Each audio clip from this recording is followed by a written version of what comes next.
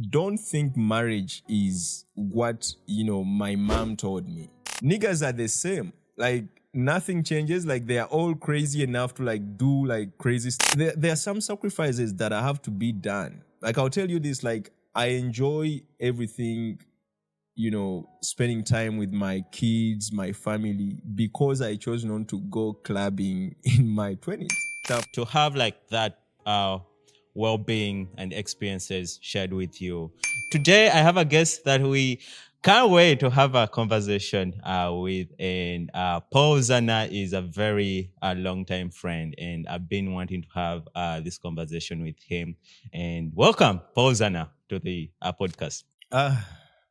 Yo, man, thanks for having me. Yeah, this one has been long due, and I can't wait to see what value we pack into this and, give out to your audience. But also, like, the audience have been really piecing together for the last, 6 years doing this content grind.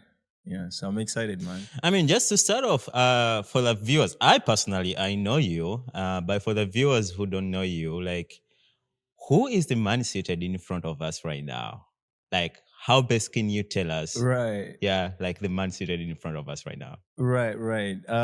Yeah, I'll start off actually from the point now. Right now, I'm a professionally, like, paid product designer. So that's what I do for a living.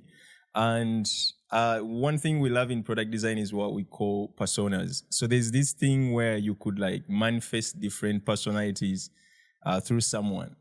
And the reason why I'm telling you this, like, I've always, like, struggled with intros, trying to find a bucket, put all my portfolio into that. It is something that really I struggle with, even in interviews. Like, regardless how much I prep, I don't know which persona to put on because I'm kind of like mouth first. So I'll take you back, when I decided to leave my mommy's home, that is Kawempe. By the way, I'm a product of Kawempe, so that is quite fascinating. So I decided to leave my mommy's home, I think, by the time I'm done with high school, and just decided to take on the world. So I, convinced my friend. We decided to rent this amazing space. And the only thing we could do really is just, wait tables at the bars. So that's how we managed to pay our rent. But couple years forward, I decided to, like, really start a company, something that I was really passionate about because I had friends. I don't know whether you know Vodo, the Vodo community, those guys. I met them around, I think 2013, 14. And they were putting on this, energy of young people who were trying to, like, revolutionize, like, painting and all that. Because they had, like, really some sort of energy, or they felt some type of way for the old guys. So they inspired me really to come up with something that could, help them really sell their masterpieces to the white people. So that's, that story really is something that I anchor my life on, because if I didn't really decide to build a product back in 2014, I wouldn't, like, end up into design. I'll tell you this, like, when I decided to start my product back in 2014, that really gave me so much leverage in learning how technology really works.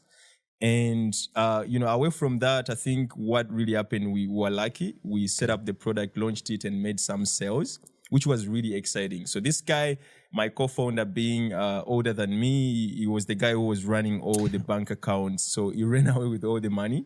But out of frustration, I think that's when I decided to pick on design, doing something most people know me for, which is, designing, being an art director for agencies. And I think in 2018, that's when I decided to quit the advertising world and decided really to just go be me, right? And I started working with businesses, helping them really thrive online. So as you can see, that there are quite a bunch of things that have led to the, build I am today. So right now I'm working on a product that I'm excited about, which is something that is going to help me as a creator, but also, like, really help millions of creators in Africa. That's pretty much about me. I don't know whether that really fits any pocket, but just to give you a taste of the other dimension of my life, I'm a dad. I have about, like, 3 kids now, like, boys. So I'm a stay-home dad. I enjoy being with my family almost, like, all the time. Well, we have a lot to unpack. Careers, relationships, families. All that in one episode right now. Zana, I think Yeah. I've known you now for like 6 years, seven Right. years right now. But I think when it comes to like product designing and Mm-hmm. having that peculiar eye when it comes to product, you're one of the best people in Uganda. I would say maybe even in East Africa right now, per se. I mean, what's that one thing that you look out for? Because products right now are frequenting the market in every angle, beverage, tech, now we have Yeah. AI, but so we have like different products that are on market. And when you look at Mm-hmm. the product designers that we have at the moment, they're relying more on, let's just say, AI and just a few basics. So would you say we are having the right products and the market that the way they're supposed to be at the moment? Right. What's your take on that? Right. I mean, like if you put the focus on Uganda, I would say we're not even near that. So the way like Yeah. my observation, like the YC technology, the way it flows from like maybe origins of innovation, say like the way AI is born in the US. It takes a couple years that technology to flow our way. So if you put in perspective, the things that excite us now have been like 5 years old maybe in the past.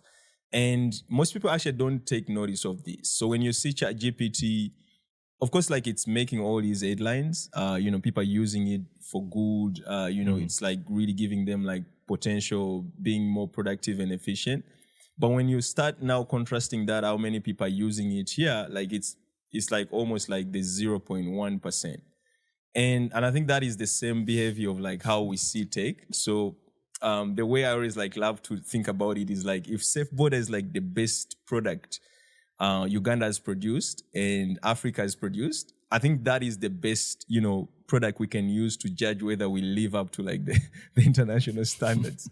And yeah, I don't know, man. But Like, but what do why you is think that about Safe so? Border? Like, Like why is that so? Like why sorry? ain't why is that so? Like why aren't we having more users when it comes to like such create innovations that are coming on so that we can utilize them to our best and to the fullest? Why aren't we having like more users like use AI or use these features to develop like better products on market, Right, right. especially in Uganda right now? Yeah. Right. I'll tell you this, like potential is there. Like recently I was trying to make a tweet. In fact, like the way I had composed this tweet was like building products in Africa is hard. And I had like a full essay on why it's Yeah, I hard. saw that. But like I had to delete what I wanted to post because I knew it could come off like really in a different type of way to most people. But when you Yeah. realize that the problem Africa has is the people, then you start like really zeroing down on like what can we do to like build our people. That means like we start off with the mindset trying to like get them to like a point where they at least are in touch with technology. But not only that, like having a spirit of building. Like I've seen people who have built stuff, but they don't know how to take, the next big move. Say for instance, you see someone who's like, tremendously like successful, but that success really is just runway for you to, prepare to the next big thing. If you like look at the musicians we got here, they had like their time of fame, and they didn't figure out like that this is gonna weigh out. Like there will be a new guy who is famous, and then you won't have the same leverage. So for me, that has been like the reality that like our people really, I don't know, like they give up so soon, or they enjoy quick success and they forget that the game of success like never ends. Like once you win here, that same like spirit has to like push you to the next big thing. And I think that's what really Africa lacks. All right. Like you meet a rich man who has like so much wealth, and you try to like sit them down like to get a take of how they made all this wealth, and they can't tell you, man. Like life has been like all guesswork, cutting corners. So and I think like really Africa, without me even hesitant, like we Yeah. have like heroes who are built on grants. Even the startups we have, like Yeah. a CEO is like sitting down hoping that if this year we get a grant, that would be really savior. Now imagine this is a business. Like you don't intend to like, go out asking for free money or donations because that would be an NGO. But we see kids who are, in Africa who are building good products, but the only thing they have in mind is like, let me build it to a certain level so that I can get a grant and I enjoy my life. So they are not building really for building or for the sake of building. And I think that is really where the problem is at. Like the people, man. Right. Like, we Right. need to do some work on the African people, to get them to that state where they are, they think about building in the real sense. Yeah. I mean, speaking about building, I've watched you, or I've even like been like on the corners of you building the product you have right now. That's Buvazi. And tell us about Buvazi first of all. Like, what is it? What inspired it? What does it do? Like, what's Right. Buvazi? Yeah. Right. Oh man, that is a crazy backstory. I don't know whether we should go No, there, but we have all let the me try time, to but summarize it. yeah. Okay, all right, I got you. So most of you guys don't know this, and I've never really came out to say this, and I think this is the first time I share it, with the rest of the world. I've always had this, passion for fashion. Like way back, I think a friend of mine who is a celebrity right now called Shakib showed me my first stall, where you can get a nice sneaker, right? So he's my hobby. I think we were in high school. And then he used to like rock some like amazing sneakers. So I tell him, man, where do you get the sneakers? I need one of those All Stars. And he's like, yeah, man, like if you can wake up early in the morning, maybe 5 a.m. in the morning, I could take you to Owino and you, look at all the good stuff. And I'm like, yeah, man, that's cool. So I had some money. We were in Kawempe, so we had to link up like in town. And it took me to a place called Container Village. Container Village is like where you find all the best sneakers, like secondhand. Like sometimes like they feel new. Now there's like a huge other story of like how Shakib was like a fashion star who inspired like the next generation of kids to like to do the Chikumba thing. Now that kind of like for me started an idea of like, how do I, come downtown, look for the good stuff, like say first class, and then I go flip it, like go sell it to my, colleagues at school. And I think that started like a revelation of like me selling like fashion. So at school, that was my side hustle. Like I used to like just go get some like good stuff, like, sell it to my other, friends. And then, when school is done, I'm like, what is the best thing, to do with, I don't know, limited capital? And I think that was like, secondhand stuff. Like I used to go there, get some like secondhand stuff and, go to universities. So I used to like go knock all those doors. And now the fascinating thing, these kids look at me as like a student. They thought I was, maybe doing a bachelor's or something. But for me, university wasn't really that sort of aspiration I had way back.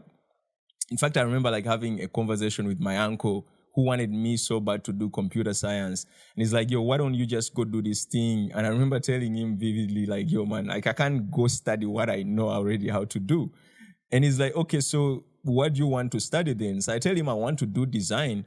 But I think design by then, like if you tell your uncle or your parents that you want to do design, they will they will look at you as a mad person. Because like, I think the professions that were respected were like, say, engineers, doctors, like everything was secondary. Right. But yeah, like instead of going to university, I started like selling fashion to like university students, which kind of like really made me some money.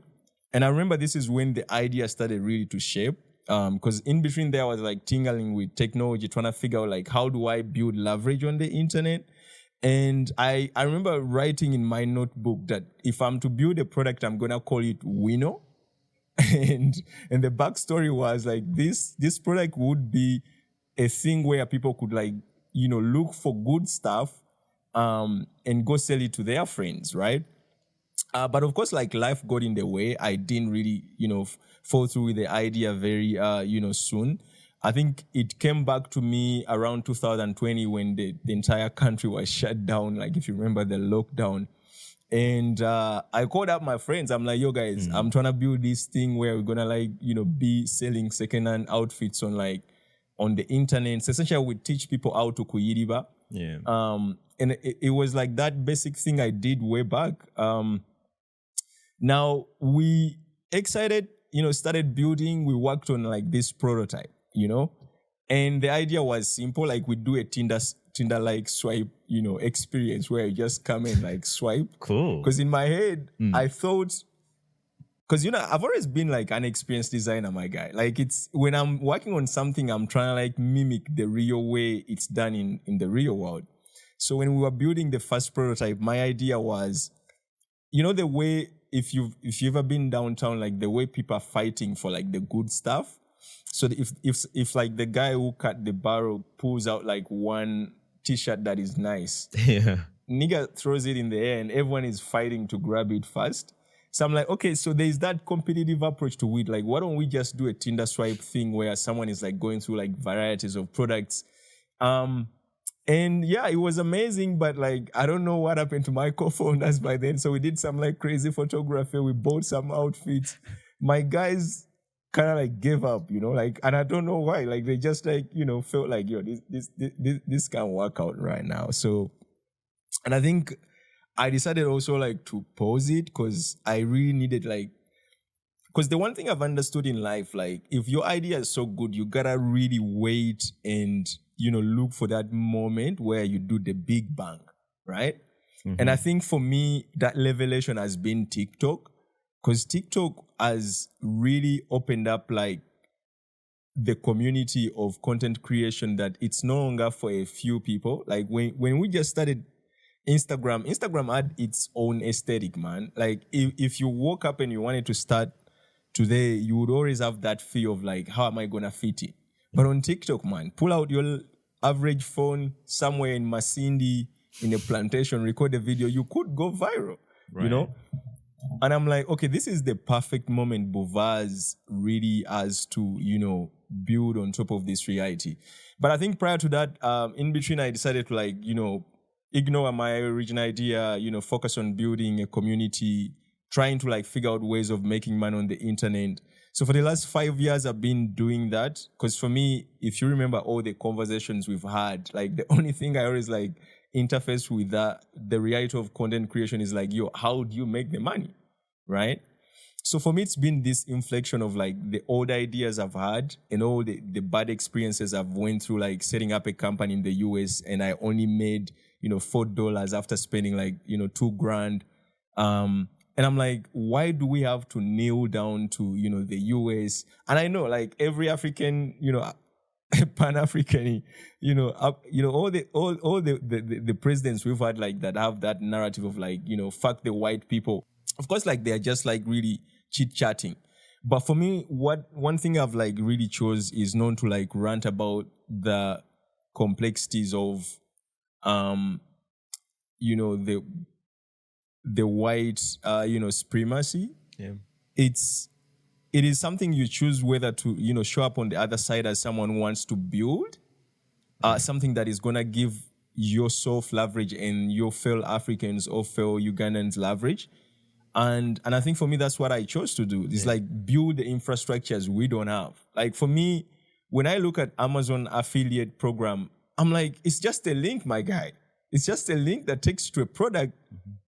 Why do you need me to have an, SSN, a social security number to set up an account like that one? I'm like, nah, man. Like as a technology person, as someone who builds software for other corporations, I'm like, I'm going to build that. Like, I'm just going to build that and give it to creators.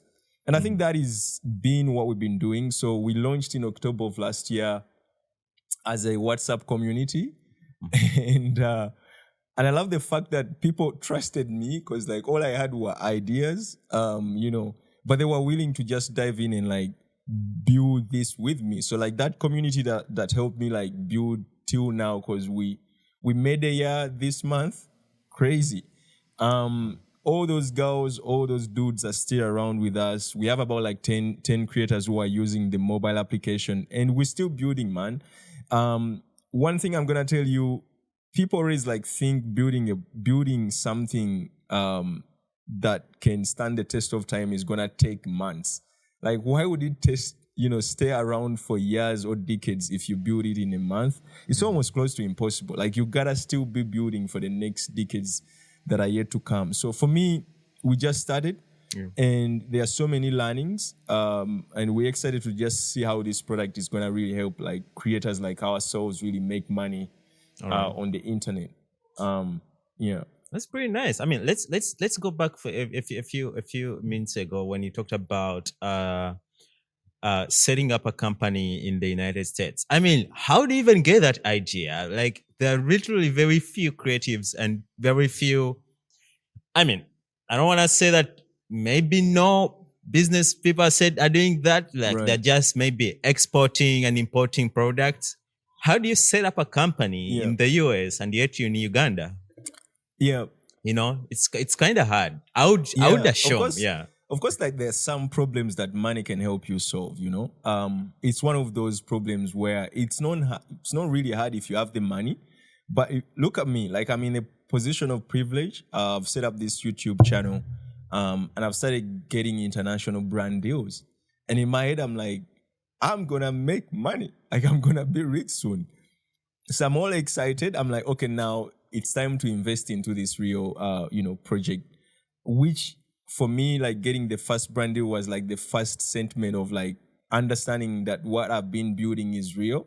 So I had this idea of like setting up a knowledge product because like I had a community of designers.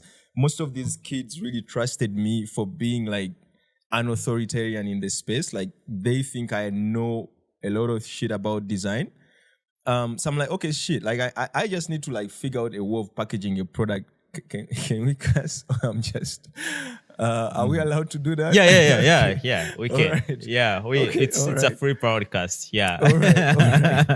All right. So like, I'm excited. I'm like, okay, I have this platform. It's all I've built. good. Like, kids really trust me. I just need to set up a knowledge product. So I got excited. I set up a course, and in that course, and I remember like my idea was like to teach kids how to like leverage their natural skills like sketching to come up with ideas. Because I saw the AI revelation coming way back. I set up a podcast called Freeform. Like, I think the intro was the last thing I did with that project. But the entire premise was like, how do I like tell people that AI is here, AI is real? You need to, sharpen your design skills. So I launched a course. Of course, like in the process of like setting up a course, that's when I realized like these technologies or software tools are not built for Africa, man.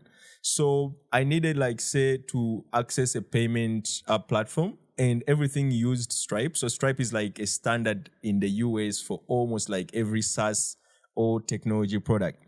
I'm like, so okay, how do I get a Stripe account? Recently, Stripe just introduced something for Africa only, but way back it was like you have to really go into the process of like setting up a company in the US.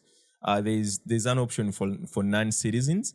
Now, doing that, there are a couple ways you could do it. Like, there is you just go into like tutorials and watching people have done it in the past, and then you do it yourself. It's a bit risky because you don't know what you're doing. You might lose some money in the process.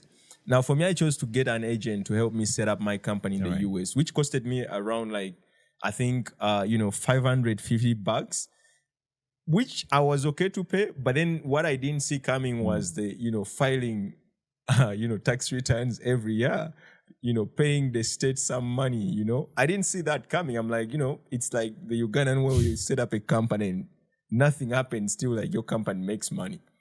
In the US, it's different, my guy, Even if you don't make money, you have to file the report and tell the state that I didn't make money, It's like, okay, I didn't see that coming, but, luckily enough, after my company set, I got my bank account and I did set up my knowledge product, like, so people could, just put in their payment details. And when I did that, I got about like 4 students. In fact, there were 2, 2 from the US, and then I got some like local guys here.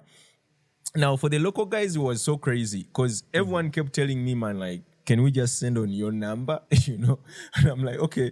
So I went through all that for someone to tell me like, I just want to pay you with mobile money.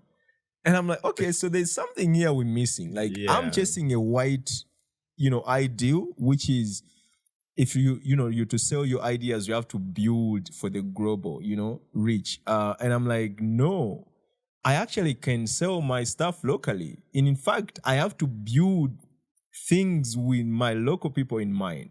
And I think that mistake only really gave me a revelation that setting up a company in the US was my, $1 billion mistake, maybe, to like say, learn that whatever you're trying to do, you can actually use the skills you got to start building that right here in Uganda. That's right. And some of these things, most people might think like, yo, maybe Paul is smart, he's trying to build something really unique. Nothing is unique here, my guy. Like everything is rudimental. It's just like, why is Africa always like the last guy to like, figure out stuff? And I'll tell you one thing. When I did set up the company in the US, I got to access my Amazon affiliate account because when you do set up the company in the US, they give you something called the EIN. It's like the employer identification number. Now you have like leverage to like access all these different like resources. But in between, I'm like, okay, so if I'm the guy who has like maybe like say $2,000 in my bank account, and I'm okay letting that go to set up a company, what is going to happen to like a young creator in Africa, Right. And like all these things, like, and I think that's when I had like a full year, like almost not doing nothing. And I think we met quite often, me and you, during that time where I wasn't doing anything. I was just like trying to reflect, man. Like, I've been building this platform on YouTube and I can't make money off of this. Like, all I'm thinking about is like, we've been brainwashed, bro. Like, we've been brainwashed to like chase a dream that is not there. Like, you put in hours to shoot a video to match it, like, say, Mr. Beast quality. Right. Spend all these hours on the thumbnail. And the views come in, but you cannot convert the same as someone who's in the US. That's right. And I'm like, yo, my guy, like I thought I'm smart. Like, how did I build all this? And I didn't know that like Africa is different from the US, Yeah. I hear you, man. Like when you look at currently what we are doing as young adults, we are just rhyming on what's trending right now rather than investing time, to research and, putting that time. Like you said, you took some time off and you're just thinking, just doing nothing, like just going back to the drawing board. And in that time, probably you're making your research. But we just need so fast things to happen, like without figuring out what's going to be the repercussion in a few months or even few years. But the products or the brands that we're trying to compete with have invested in resources from, money, time, people, human resources. Like they're doing whatever it takes for them to be successful up there. And by the time they say, okay, we've come on market, their product is like, it's not going anywhere. Like it's gonna be here to stay. So I think the challenge that we have with we young generations that we're trying to, who are trying to come up with products is that like we're not willing to put in the time, we're not willing to put in the work. When I see Zana doing something, I also wanna be, that person who just wakes up and I wanna do that. When you started, I think Buvaz right now is doing well. A lot of creatives are now earning from it, and it's providing services to different audiences, and it's a good thing. But someone is gonna see it, and they're gonna be like, "Man, you're just selling things off WhatsApp. I can just also do that." But they're forgetting you've put in time and money to do that. Very many young generations are like trying to come up with products, but without, wanting to put in all that time when it comes to like investing in research, investing in information. And when they see a product like Buvazi on market, oh, this dude is just selling products off WhatsApp, but they forget you took all the time to invest Yeah. into information and research and connect to people who have the information, like that's the problem we have like right now. And I don't know how we're gonna deal with that, but we need like such information for you guys, how you do it, like how you're doing it, so that a person who's trying to do the same thing can understand that you just don't wake up and put a product on market. Yeah. Yeah. It's crazy, man. And I think like what I've understood is like we need to like move away from like ranting about the problem, because I've always like also just like kept hammering the problem, like this product sucks, this thing sucks, this thing doesn't work. And I'm like, you know what? I need to build something and Yeah. have the authority to like kind of like criticize someone's project. And when you start to build, you start to embrace the realities of what it takes. And I think what you've just said there, where kids like go in thinking that this is a 6 months project. If it doesn't work out, I move on. Like there's nothing like that. Like I would say like for me, Yeah. starting YouTube back in 2018, it's been like a six years project, which is still ongoing. Yeah. But if you go into like anything and you think it's gonna work out in 1 year, I mean, that's where I think we need to sit you down and try to get you in the right mental state that whatever you're trying to build is gonna take years. And the way I see it, like me raising kids right now, my oldest like is 5 years now.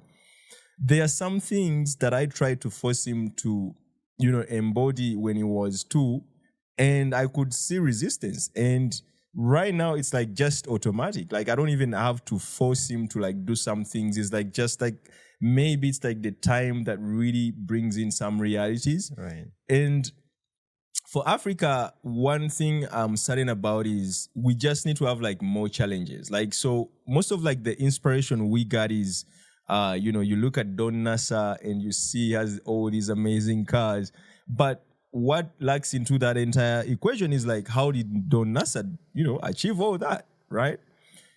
I mean, like in the US, like you could just take one guy's boilerplate. Like you could say like, I'm just gonna be Mr. Beast. And we've had like so many kids in Africa just do that.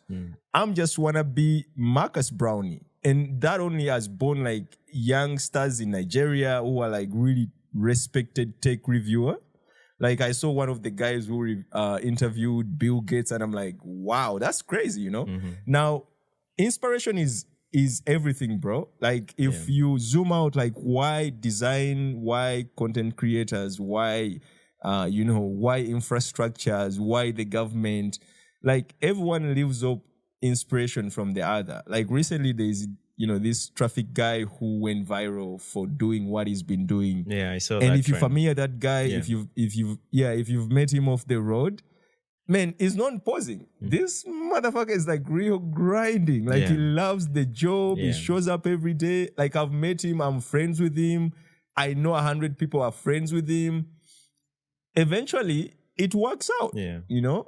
And without inspiration, so like, do you know how many traffic officials that are gonna be like, yo, I'm like loving my job. I'm working hard now, just for one guy, And I think for me, man, like Africa has zero inspiration, man. Like I have designers I've told, like, don't go to NASA Road. Because once you're there, Yeah. your life is gone. Yeah. Zero inspiration. Like the next thing you're worrying about, like, what is the next project? What is the next project? And it cuts across all industries. Like you look at all our, government officials, like no one is inspiring the other, like Right. if you're gonna, grab man of the budget, I'm gonna do the same, And once we fix that inspiration part, and for me, that's why, man, my life, I've tried to like build it in a way that I'm like inspiration. Like I'm a canvas that I want someone to like mimic. Like when I see that there's a channel I came across, a designer who was reviewing logos, bro. Like you don't know what that only did to my heart. I know I might not be the guy who inspired him, but I'm like, that's crazy, Like it's like what we need. We just need replicas of like replicas. Yeah. Like imagine if we had imagine if we had like 5 Zanas, man,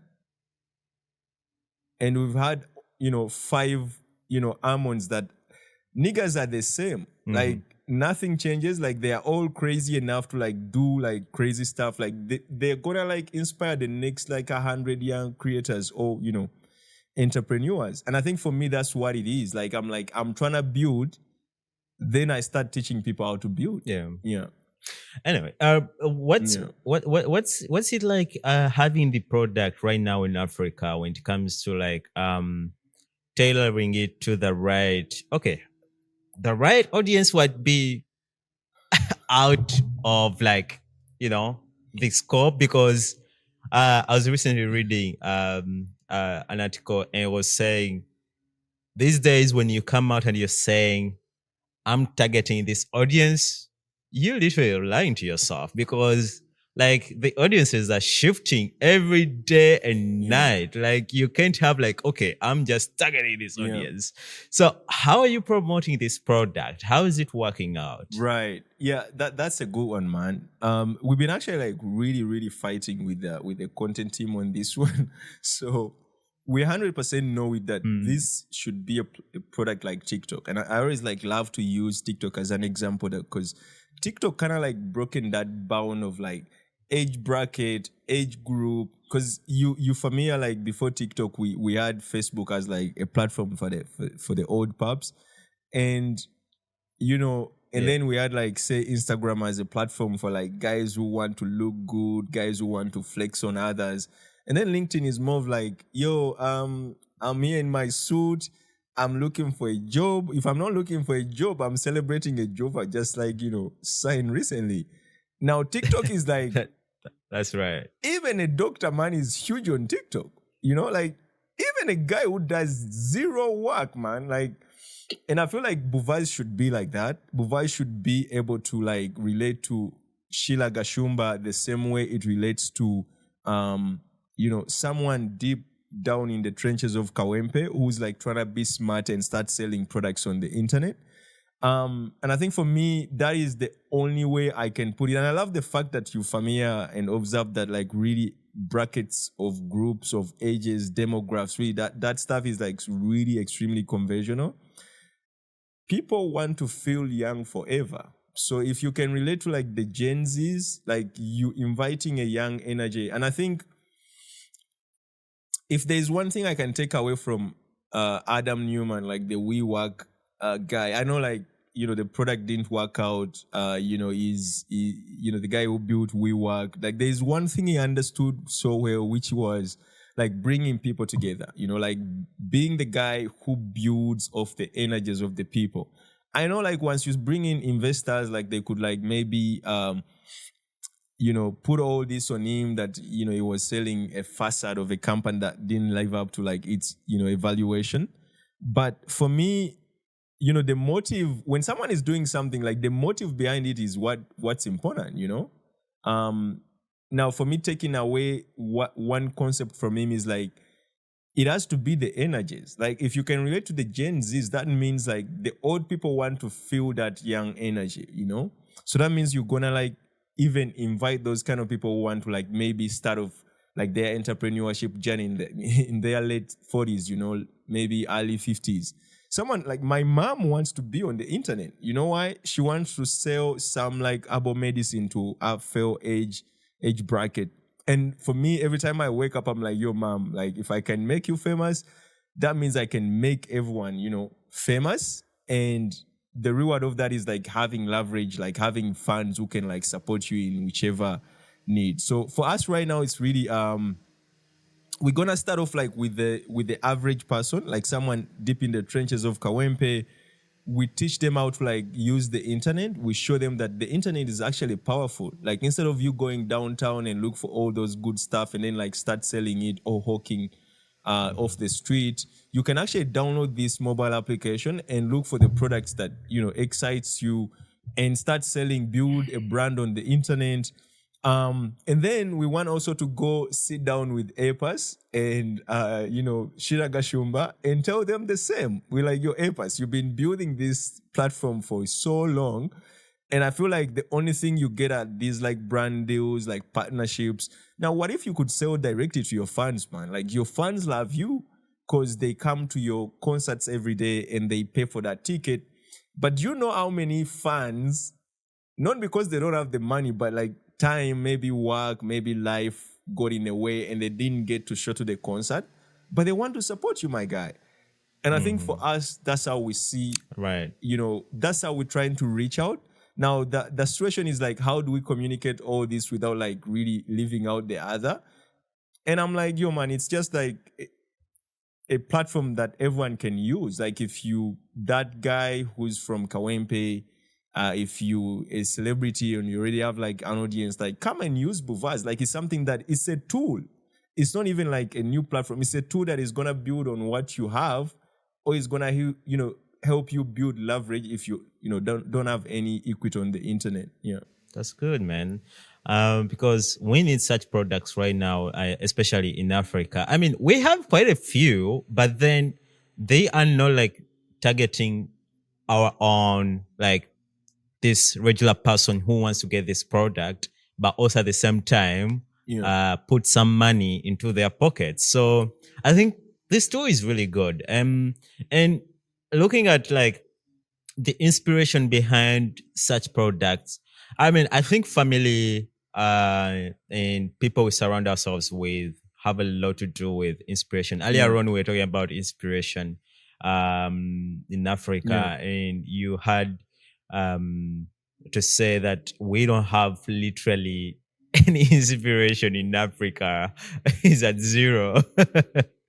But then look at our MPs, bro. Yeah. Like I always like avoid politics, but like if that's like the high rank, man, like look at the high rank. Look yeah, right. Like what's been like your inspiration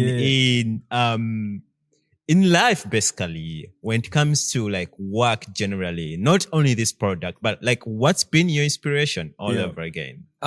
Yeah, man, like that is a crazy one. Like I think the best way I can say it is like observation.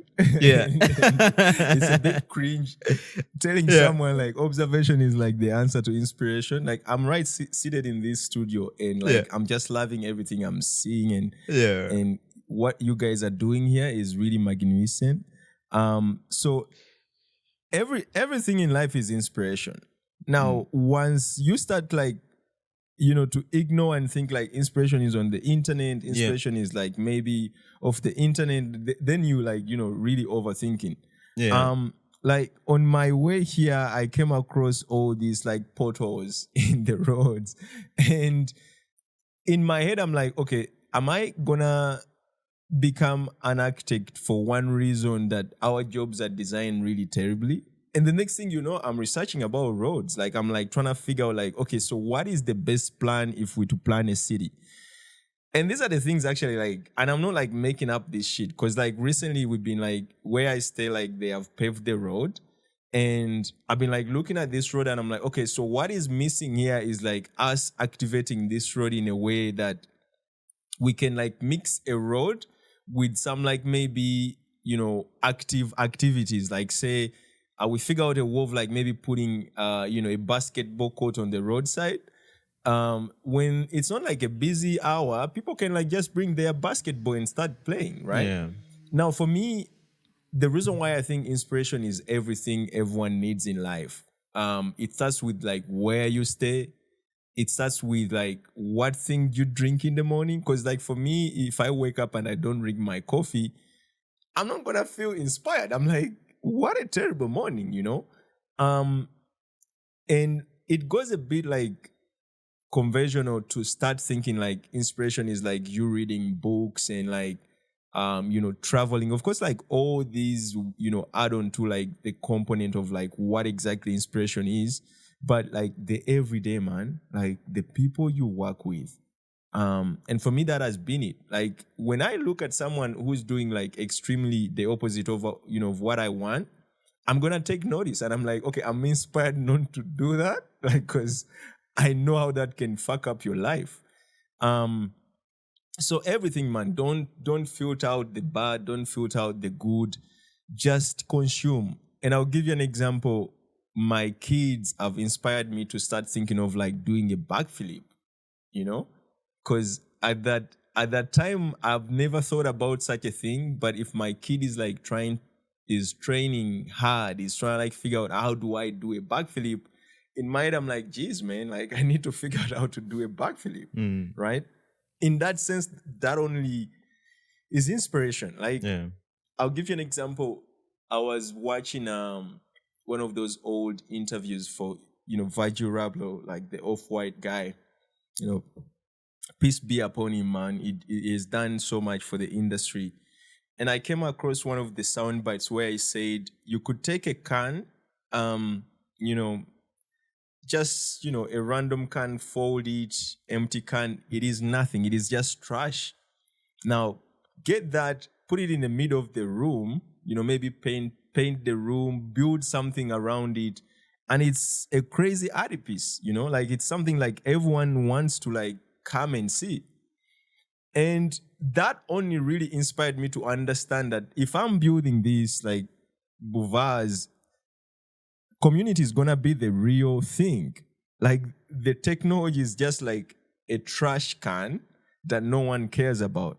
But if we're gonna build this the right way, you have to build this community around it. And people have always asked me like, how do you define community?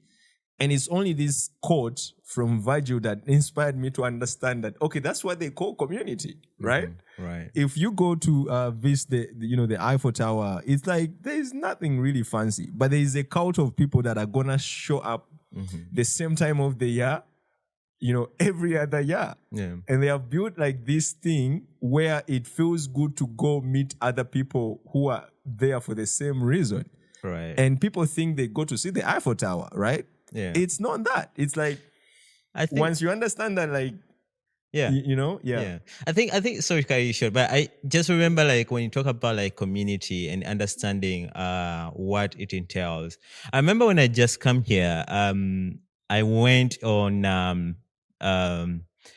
a dinner with a friend and we tried out some food that I've never tried out in my life. And it's not the way how food tasted, but it was about the way how it was presented and the people around it and the whole experience. And it was amazing. I'm like, wow, I have to be here, man, like for all this. So when you're talking about like the Eiffel Tower and Right. those around it, and Yeah. also like it's really good, like having a community that how you can define a community also really matters on how you get inspiration.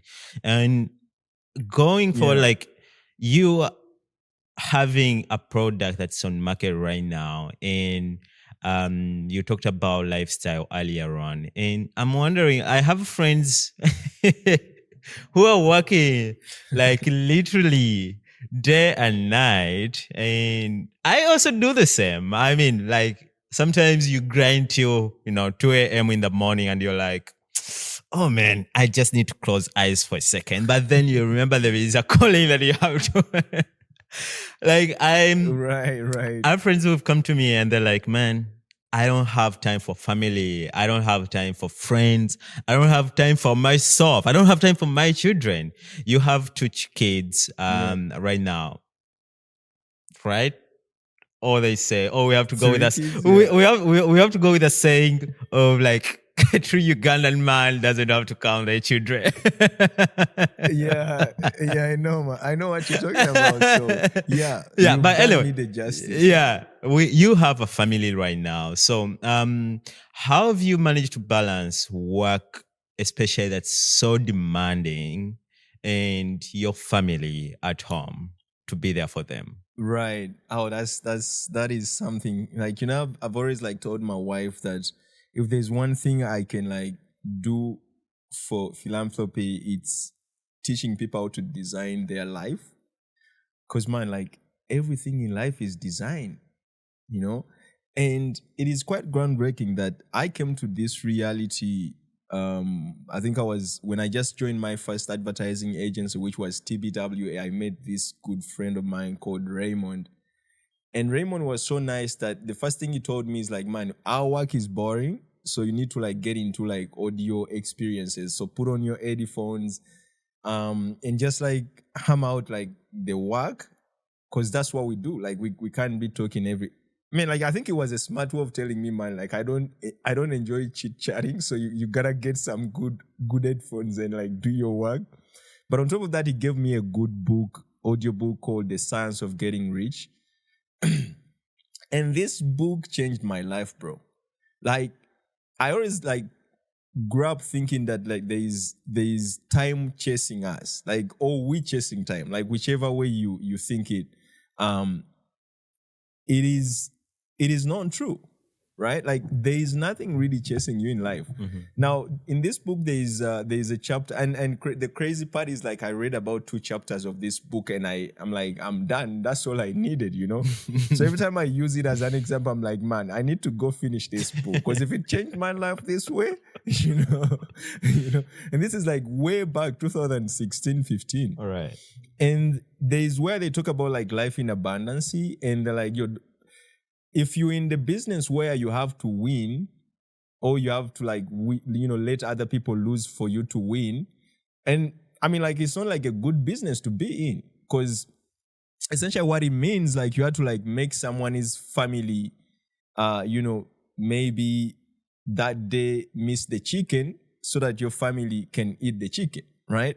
And for me, like every project I've taken on, every business I've been part to, I'm trying to like analyze, like, is it a win? One has to win and the other has to lose kind of like scenario.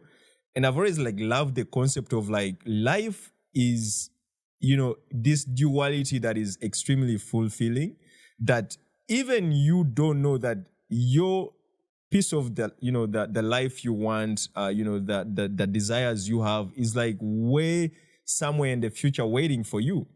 And he uses a concept of land. People always like trying to like rush to buy land. Man, land in Kampala is getting over. Like you need to buy now. Like that concept only gives you the idea that life is an abundance. Like land can never get done, bro. Like even if you don't buy now, even if like it's something that you feel like if you don't get it now, like your life is gonna be miserable, you start to realize like maybe in the future there will be something more beautiful than this, right? And once you start like really having that in mind, that like life is in abundance, like what is exciting today, there is gonna be something more exciting like a million times, And that thing, stood with me for all this long. And I understand that in life, you have to design your lifestyle or your life with that like abundance in mind. Now, most people always fall into the trap of like they try to like make so much money, they migrate, go to Dubai to grind, maybe save up some money, like they have like 200 mil in their account and they're like, okay, now it's time to go back home and have fun. That's not what they call fun. Fun is you loving what you're doing in that very moment. Because if your life is like really preparing you to have your abundance, you just need to love this very moment. And for me, it's been that, man. I did, a janitor job with Endiro way back, and all the guys, all like, and I think that's how I fall in love with coffee. Because of course, coffee was my thing before Endiro.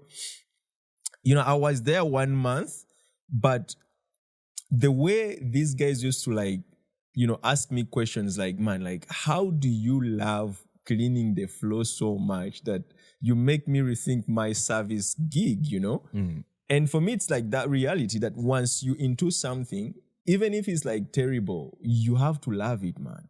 Now, all right. The reason why someone who does a 9 to 5, hates their job, hate is like the thing they lead with. That means they hate their family.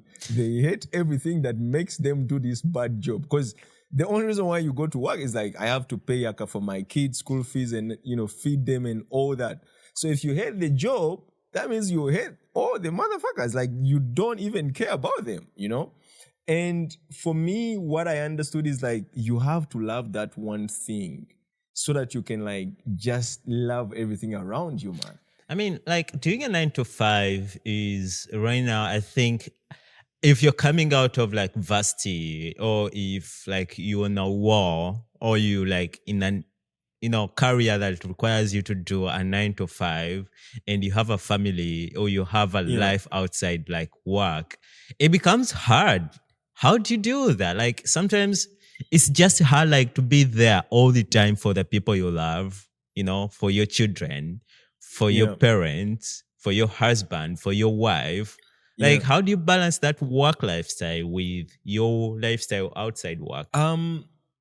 Like I would be the worst guy to give you advice. You haven't like, done a 9 to 5 in relation to I've done a 9 to 5, but like the reason why I say that, like regarding your age, like, so if you're someone who's young, like my advice would work for you, right? Like it's something that you in your early 20s, you gotta know to the dot how your life is gonna be in the next 5 years.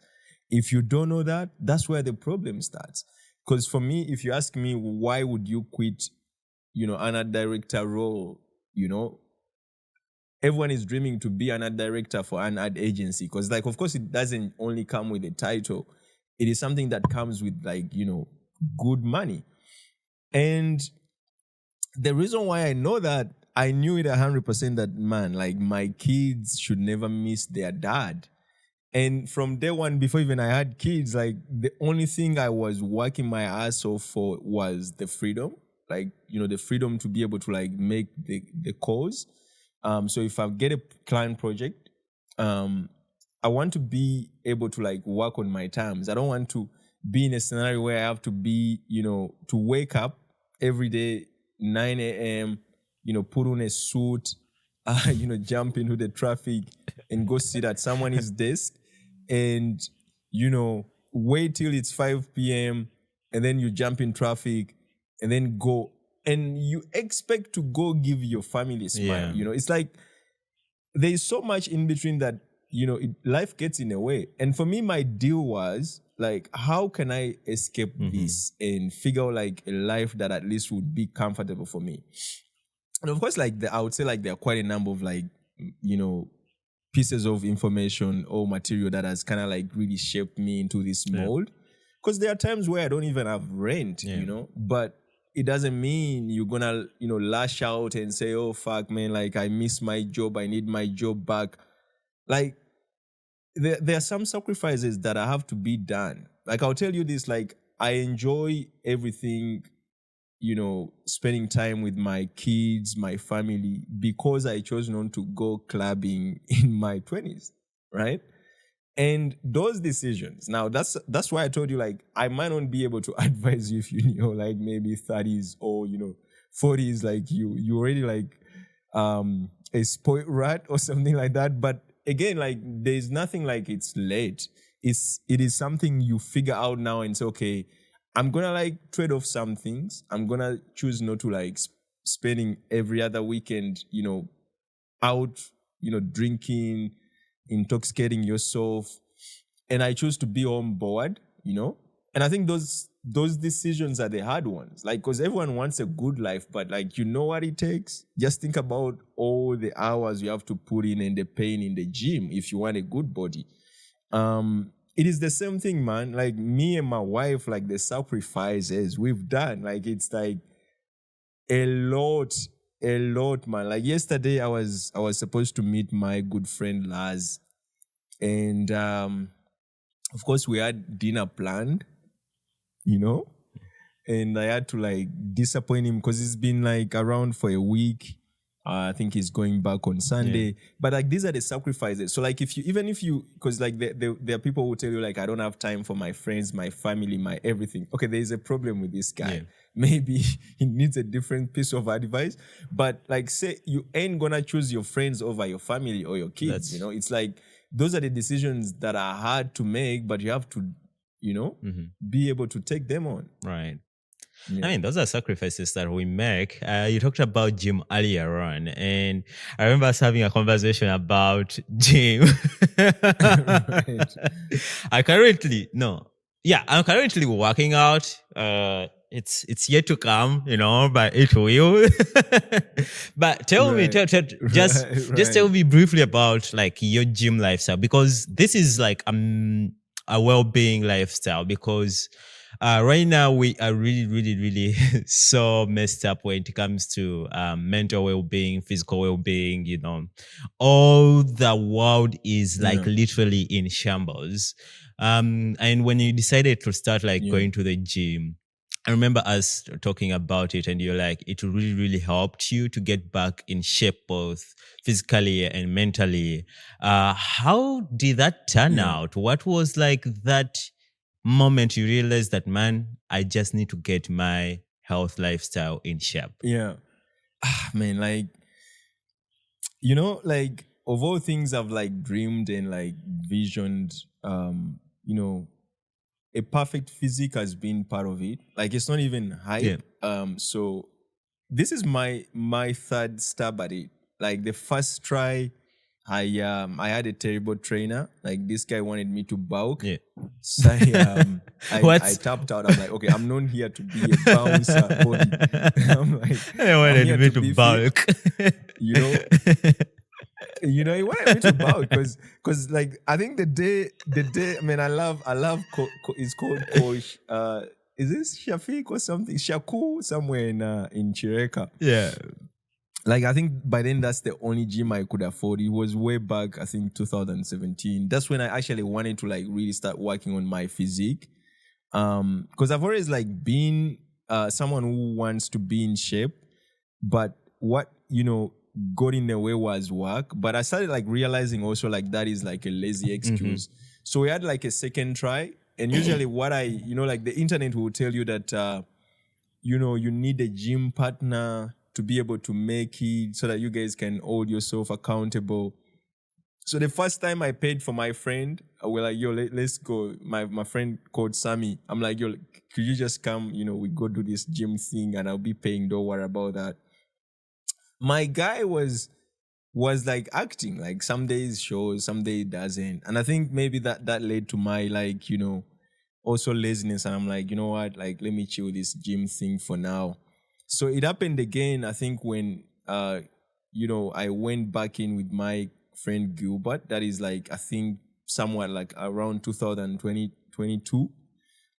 So we did like some good months in, like we went in like say 4 months, and also Gilbert tapped out. um so when I just launched Buvaz, I'm like, okay, you know what? Like everything right now really needs me to be at my sharpest, mental capacity. So I'm like, what is the one thing that can help me really be in this state? And working out was like the option. So I started off with like running and jogging and doing random things at home. And I think that's when I started building the momentum. And as everything, I've always like wanted to really inspire, man. Like for me, I've always like wanted to inspire. And I think in between, the only thing my friends kept nagging me is like, yeah, he's gonna start his gym talk. It's like once I'm into something, like I'm gonna become an advocate right away. So I'm preaching this. I'm like, yo, you gotta be fit for this reason. You gotta keep all your muscles. And I think this year I turned 30, and I'm like, you know what? I need to have like my body in check before my body can keep up with whatever happens like beyond like maybe the 30s. And it's about like really building muscle so that when I'm old, I can still race with my kids. And it's been really this journey that if I tell you like I went into it and I started doing it, I'll be lying. And the only guy I trust when he says something about like having a perfect physique is like Joe Rogan. Joe Rogan will tell you, man, like people always like trying to like make their body hate them. Like, nigga goes like Monday to Sunday and year to year.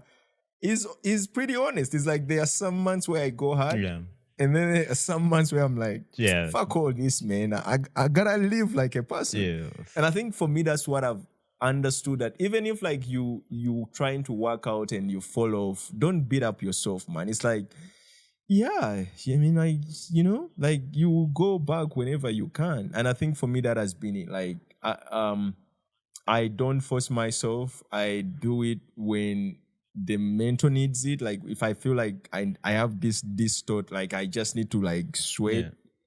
punish my body. I just go do it. Nice, Yeah. nice. I mean, I think that helps you in getting your mental well being like in shape. Because right now, I think when we look at the figures and statistics of like mental health and mental disorders that are coming up every now and then, like we literally Yeah. having even those that we've never heard about coming up just because we are not being healthy enough. And yet we have like literally everything in our scope, to be healthy. Yeah. You don't have to go to the gym for you to be, physically healthy. Like it's Yeah. day outside, whether it's raining or shining. Like you can literally take that jog and run, get your life together. Like in terms of like Yeah. having your mental well-being together. So you sharing that, I think it helps, especially those who are working like a lot, because once you're seated in an office for Yeah. like 3-4 hours, or you're seated on a project, let's say you're not in an office, you're just seated on a project working on it in a coffee shop, like you're seated for 5 hours. That's like a long time. Yeah. Just replicate that like in a week, and then replicate that in a month, then in years. Like your body's just gonna be static, Right. and it's gonna get to your mental, well-being. So working out is really, really good for Yeah. your mental health. And I think when you start working out, then you also realize that you need to eat well for you to compromise. I mean, to complement your workout energy that you're Yeah. putting in. So Yeah. it's really, really good. Like, yeah. Yeah. So Zana, I think we are almost coming to the end of the podcast. But one thing that I should like really, really ask is about relationships. It's something that everyone wants to know. When Yeah. did you know she's the right one? Right. Yo, man, that's I'm actually like to be like when you speak about inspiration, like because like there's always like this reality of a successful man or woman should like have a man besides him, or a woman besides like well rounded like realities of life. And for me, like I would say 100% that is all true. Like we designed to procreate. So if you're gonna like live into a world where you say women are known for me, and you live in a world where you say men are known for me, I don't support any of those communities. Like